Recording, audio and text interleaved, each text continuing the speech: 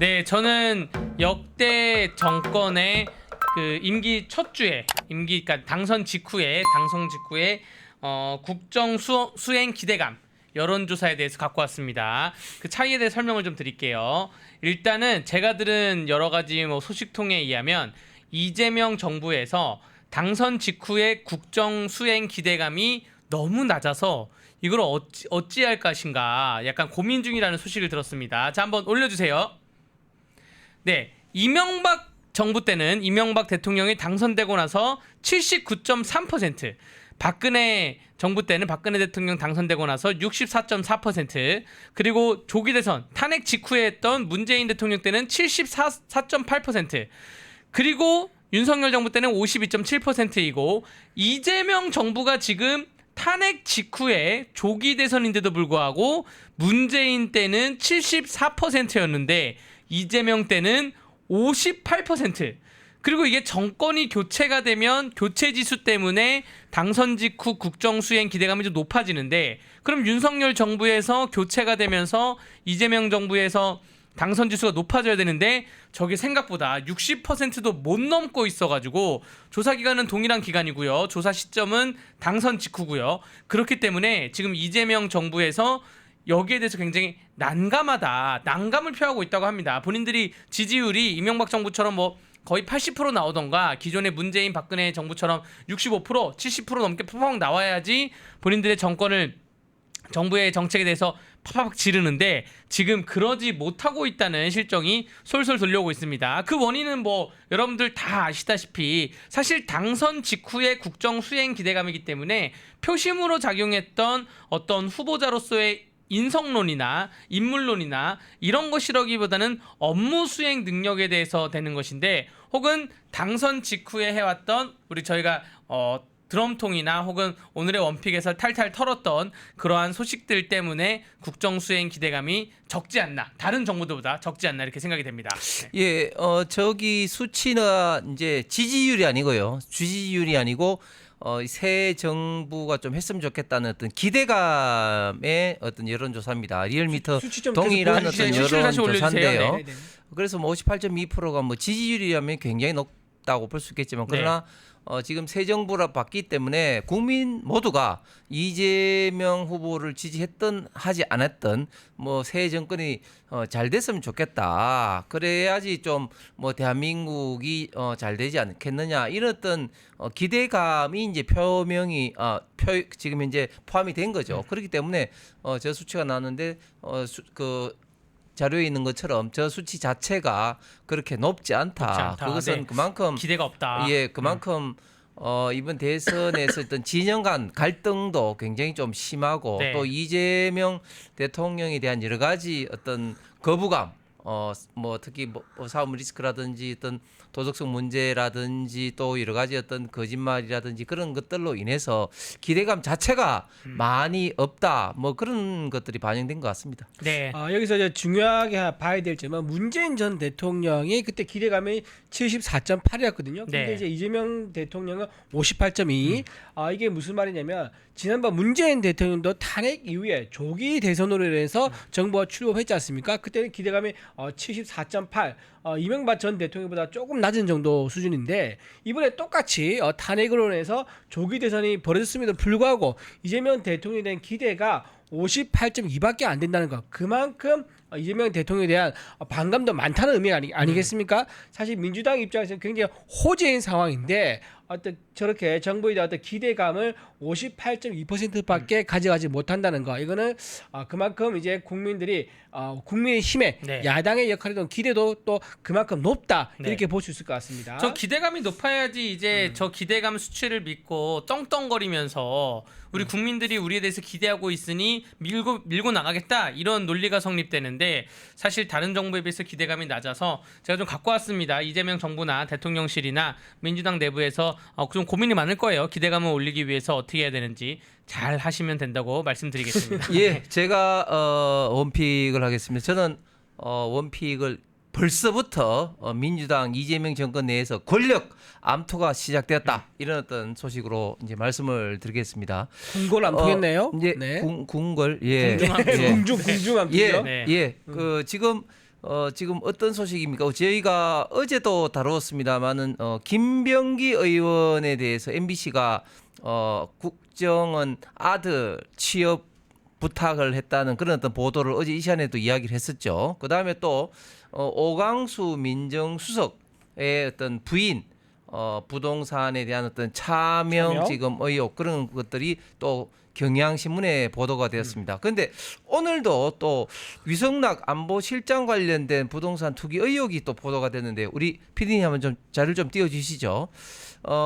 계속해서 지금 현재 보도가 되고 있는 것들이 재밌는 것이 뭐냐면은 좌파 매체에서 계속 보도를 해요. 이번에는 뉴스타파에서 보도를 했습니다.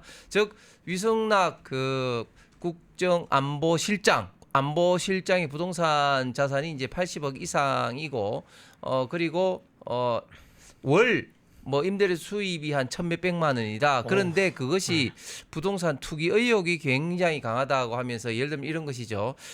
노후 어떤 주택용이라고 그 신고를 했는데 알고 보니까 그곳에 이제 상업용 빌딩을 지었더라. 그다음에 또 재건축을 하면서 거기에 또 전혀 거주한 사실이 없었다. 뭐 그러면서 그런 것들을 다 이제 투기용으로 한 것이 아니냐 하는 어떤 의혹 보도입니다. 물론 지금 이것이 이제 불법이냐 아니냐 하는 것은 일단은 변론으로 치고 일단 부동산 투기 의혹이 있다는 보도인데 제가 좀 전에 말씀드렸다시피 지금 김병기 의원의 그 잔역 그 국정원 취업 청탁 이것도 MBC에서 보도를 하고 네. 또 민정수석 오광수에 대한 또 그 부인 차명 거래 관련된 것도 또 경향에서 보도하고 오늘 위성락 안보실장 관련해서 또 뉴스타파에서 보도를 하고 있습니다. 이것은 결국 무슨 말이냐면 결국은 좌파 진영에서 민주당 내에서 이 정보가 소스가 와서 자기들하고 친한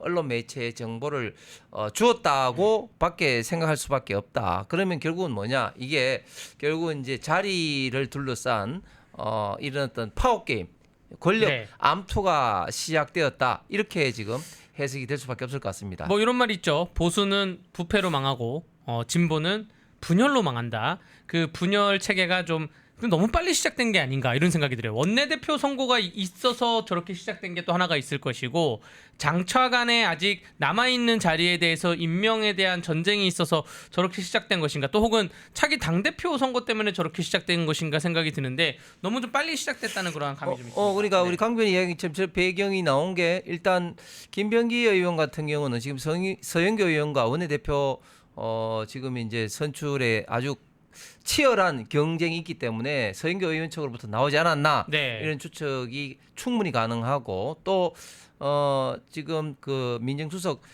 지금 노광수 관련해서는 많은 또 민주당 의원들이 이 민정수석이 그 검찰 특수통이기 때문에 그 윤석열 전 대통령과 관계가 있다 하면서 상당히 임명에 대해서 반대 기자회견도 많이 했지 않습니까? 네. 그렇기 때문에 이런 또 사람들에 의해서 저런 어떤 소스가 나올 수 있을 것 같고 특히 또 오늘 보도된 위성락 안보실장 관련된 경우는 지금 같은 좀 친북 인사를 할지라도 약간 좀 다릅니다. 이종석 전 통일부 장관 지금 국정원장 내정자 같은 경우는 소위 말해서 자주파하고 지금 위성락 안보실장 같은 경우는 뭐 동맹파라고 불리는데 또 이런 어떤 노선을 둘러싼 그런 어떤 내부적인 갈등으로 인해서 저런 소스가 나오지 않았나 이런 좀 추측이 가능할 것 같습니다.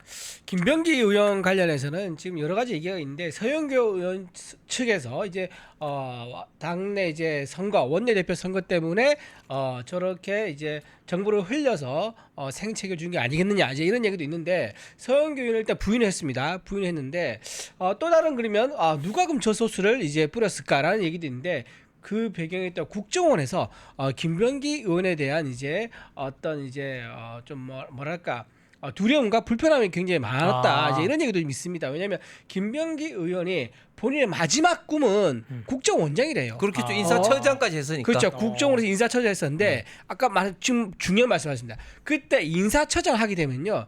인사는 한 명 한 명한테 하는 거 아니겠습니까? 근데 그 후보는요. 한 자리에 수십 명입니다.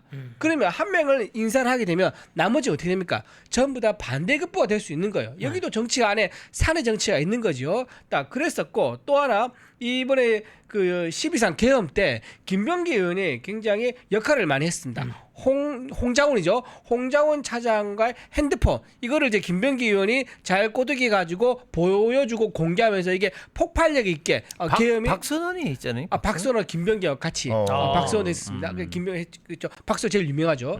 자 그렇게 해서 했었는데 그 역할에 대해서 반감을 가지고 있는 그러니까 국정원이 정치에 개입하면서 뭔가 줄을 서는 듯한 모습에 대해서 굉장히 반감을 가지고 있는 안에 내부 조직도 많다고 하더라고요. 그래서 김병기 의원이 만약에 국정원장이 된다 그러면 우리는 다 죽는다. 그리고 김병기 의원이 만약 원내대표가 해도 마찬가지다라고 하면서 안에서 이런 아까 말씀한 궁중암투처럼 누가 되면 안 된다. 그래 우리가 산다. 이런 게 벌써 벌어지고 있는 거예요. 좋은 지적이신데 그런데 또 김병기 의원이 지금 이제 역공을 이제 취하고 있죠. 오늘 또 기자회견을 통해서 어젠가 기자회견을 통해서 이제 수사를 오히려 본인이 의뢰하겠다. 아들? 이렇게 하면서 어떤 이야기를 했느냐. 본인 아들은 이미 2014년도 합격해야 되는데 오히려 그때가 문제였다. 그 이후에 청탁이 문제가 아니고 벌써 합격을 해야 되는데 본인 때문에 본인을 반대하는 측에서 2014년도에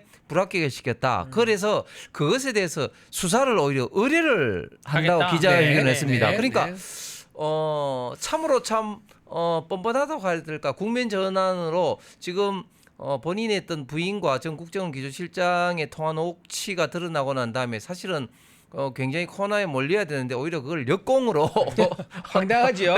네. 수사 의뢰하겠다. 그리고 2014년도에 인사 그 자체가 문제다. 이런 식으로 지금 공격을 하고 있는데 그러나 상식적으로 생각해 봤을 때 지금 김병기 의원의 취업 청탁은 분명히 맞고 특히 그 부인과 국정기조실장이 통화를 한 그 방식대로 즉 경력직 방식대로 해서 그 아들이 취업이 됐지 않습니까? 네. 그래서 저는 이거는 빼도 박지 못한 어떤 분명한 어떤 인사 청탁의 어떤 결과물 증거가 아닌가. 네. 그렇기 때문에 김병기 의원이 굉장히 이걸로 굉장히 좀 코너에 몰릴 것 같은데 그런데 또 원내대표 선거는 잘하신 것처럼 이런 어떤 보도보다도 결국은 당내 어떤 의원들 간의 어떤 친소관계 특히 또 이재명 또 대통령과의 또 친소관계인데 제가 볼 때는 외부에서 볼 때는 오히려 그 서영교 의원이 뭐 상임위원장도 했고 언론에도 많이 나왔고 해서 더 유리할 것 같지만 제가 민주당 의원들한테 몇 명 물어본 결과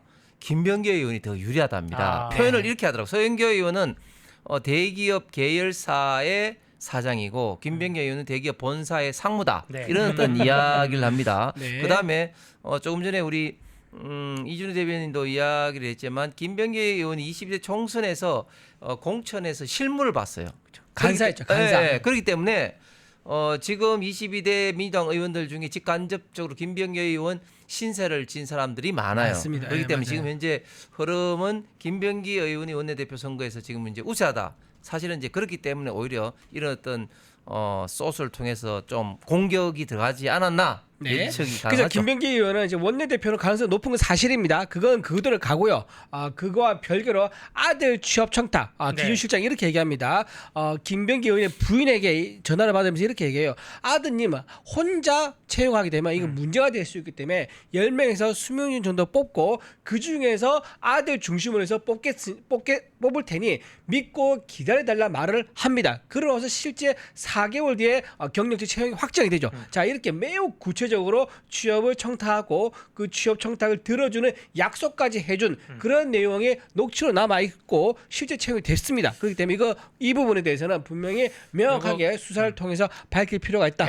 100% 취업 청탁인 게 취업 네. 청탁 사건을 많이 하다 보면 가장 좀 증거 찾기 힘든 게 청탁을 어떠한 형태로 누가 언제 몇 시 어디서 어떻게 했냐가 가장 문제인 거예요. 핸드폰에 다 있어요. 지금. 네, 근데 그게 이게 녹음 파일로 예. 김병기 부인인데요. 안사람입니다. 김병기 네. 안사람인데요. 우리 아들 왜 그렇게 된 거예요? 네. 100% 취업 청탁입니다. 자 이게 조국도 네. 비슷해요. 조국도 자기 애들 입시 부정, 네. 좋은 대학 보내려고 또 뭐 의전원 보내려고 또 아들 같은 경우는 로스쿨 보내려고 뭘 결국은 실패했지만 네. 이런 식으로 경력 만들기 위해서 온갖 교수 인맥을 동원해 가지고 경력 지문서 가짜로 받았지 않습니까? 네. 그중에 써줬던 의원이 최강욱 전 의원이에요. 최강욱 의원은 자기가 있는 로펌에 아들이 조국의 아들이 오지도 않았음에도 불구하고 몇백 시간을 써줬다 해가지고 경력 지문 써줬지 않습니까? 자, 그래서 이제 재판에서 재판장이 물어봐요 아들한테. 아들이 너네 집에서 최강욱 의원 로펌까지 못 타고 갔느냐? 했더니 자기가 타고 다녔다는 버스 번호조차 모르고 어디서 갈아타는지조차 진술을 못했던 그러니까 거예요. 그렇게 막 증인 신문하고 진술을 받아야 되는데 이건 녹취 파일이 있으니까 명확하죠. 더 명확하다고 말씀을 드리면서 다음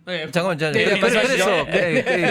그래서 네. 저는 개인적으로 김민교 의원이 원내대표 됐으면 좋겠어요. 왜냐하면 되고 난 다음에도 계속 이 문제가 계속해서 꼬리를 그러겠죠. 물고 이제 네. 들어갈 네. 거기 때문에 네. 민주당에 어떻게 보면 좀 이런 어떤 인사비리 내지는 내로남불이 계속해서 이제 더 씌워지기를 할 수밖에 없을 것 같고 그리고 또 저는 신기한 게 민주당에서 웬만하면 특히 이재명 정권에서 웬만하면 지금 이제 그 민진수 된 이런 어떤 노건수 같은 경우는 사실은 교체를 해야 될 상대인 것 같은데 이게 이재명 대통령이 있던 고집인지 아니면 또 이런 생각도 들더라고요.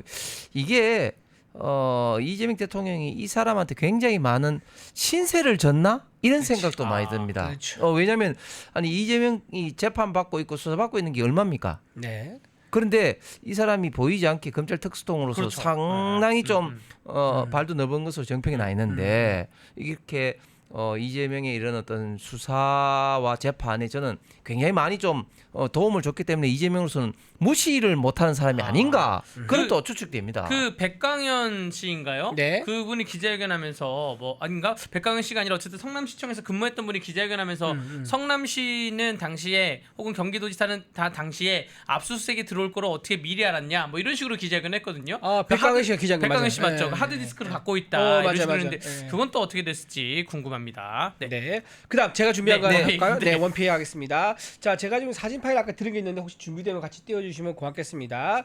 자, 제가 말씀드리는 이겁니다. 이재명 대통령이 지금 이제 재판을 받고 있는데 그 사건들이 대부분 이제 중단이 됐고 또 중단될 것으로 보입니다. 그래서 이거 정리를 해봤는데 세상에 이재명 대통령이 받고 있는 이제 재판의 주요 혐의의 총 금액을 다 더하면요 5천억이 넘습니다. 5천억이 넘는 비위 혐의를 가지고 있는 사건의 주인공이 바로 지금 대통령이라는 얘기예요. 자, 약간 정리를 해보겠습니다. 자, 위례 개발 비리부터 보시죠. 이거는요, 위례 개발할 때 민간업자에게 내부 정보를 흘려주고 부당이익 211억 원을 챙겨준 혐의입니다. 자, 이 사건에는 유동규 씨하고 남욱 씨가 현재 1심 재판을 받고 있죠. 그 옆에 백현동 개발 비리 마이크 잘 안 나나요? 좀 괜찮나요? 네. 백현동 이제 개발 비리 이걸 보면 이렇습니다. 백현동 개발 비리 때 이것 역시 민간업자에게 사업권을 줬고요. 성남도시개발공사가 200억 원의 손해를 입었습니다. 이건 배임행위가 되겠죠. 이 사건 관련해서 로비스트 김인섭 씨가 징역 5년 대법원 확정이 됩니다. 대법원 확정이 되고 이 사람은요 추징금까지 받습니다. 추징금 63억 6천만 원. 그러니까 이 로비를 해준 대가로 약 74억 5천만 원을 받았었고 한밭집 또 5억으로 이제 보는데 이렇게 해서 거의 한 79억 거의 80억 원을 수익을 얻었는데 거기서 추징된 금액은 63억 6천만 원. 이것도 이제 확정이 돼서 지금 징역을 살고 있죠. 자, 그 다음에 밑에 보면 대장동 개발 비리가 있습니다. 이때는 김만배 씨한테 이제 사업을 몰아줬죠. 그러면서 성남도시공사 개발공사한테 4,895억 약 5천억 가까운 돈이죠. 5천억 가까운 돈을 도시공사에게 손해 끼쳤다. 이것도 배임입니다. 화천대유 여기서 바로 화천대유가 나왔죠. 그래서 김만배 씨, 유동규, 남욱 씨 등이 아직 1심을 받고 있습니다. 그리고 마지막 성남FC 불법 후원금 의혹 이거는 이제 인허가를 대가로 해가지고 두산건설하고 네이버 등의 성남 이제 FC 후원금 133억 원을 받고 인허가를 해줬고 여기서 제3자 뇌물죄가 적용되어 있습니다. 이것도 역시 이제 1심 중인데 대부분의 이 사건들이 지금 어제 대장동 사건을 이제 두 번째로 해서 재판을 중지한다고 했지 않습니까? 네. 나머지 뒤에 것도 전부 다 5년간 재판이 중지될 걸로 보입니다. 자, 이렇게 이 사건들 다 더해보면 얼마냐? 한 5,300억 정도가 그렇네요. 됩니다. 네, 네. 자, 5,300억 정도 되는 이 어마어마한 이제 인허가 비위 사건 거기에 주인공이 지금 현재 대통령의 상황이다. 그리고 그 관련된 사람들은 현재 하나 둘씩 전부 다 유죄 확정 또는 1심에서 유죄, 자 이런 식으로 가고 있는 거고요. 여기에 또 김용 씨가 있습니다. 김용 씨는 민주연구원 부원장 했지 않습니까? 이 사람은 올해 2월이죠. 2심에서 징역 5년이 선고됐고요. 또 박영수라고 있습니다. 이거 박영수 특검이죠. 50억 클럽. 이 사람도 이제 올해 2월에 1심에서 징역 7년에 벌금 5억이 선고가 박영수 됐습니다. 특검 구속됐나요? 징역 7년으로? 구속은 안 됐어요. 법정 구속 안 됐습니다. 안 됐습니다. 그다음에 전중경 씨, 이 사람도 민주연구원 부원장 출신이거든요. 이 사람도 백현동 사건으로 8억의 뇌물을 받았었는데 이 사람은 올해 4월입니다. 1심에서 징역 2년 6개월의 선고를 받고 법정 구속이 됐습니다. 이런 식으로 이 사건 관련된 모든 사람들이 법정 구속되거나 아니면 유죄 확정되거나 또는 이제 1심, 2심에서 징역형을 받고 있는데 그 몸통인 사람이 지금 우리나라 대통령을 하고 있다. 제가 이거 한번 짚어주고 가려고 여러분께 소개드려봤습니다. 네, 짚으셨고 저희 시간 관계상 네, 바로 드럼통으로 넘어가시죠. 네, 그렇죠. 넘어가겠습니다. 좋습니다. 펜앤마이크에서 추천하는 영상도 보고 가세요. 다른 영상도 즐기시려면 구독 버튼을 꼭 눌러주세요.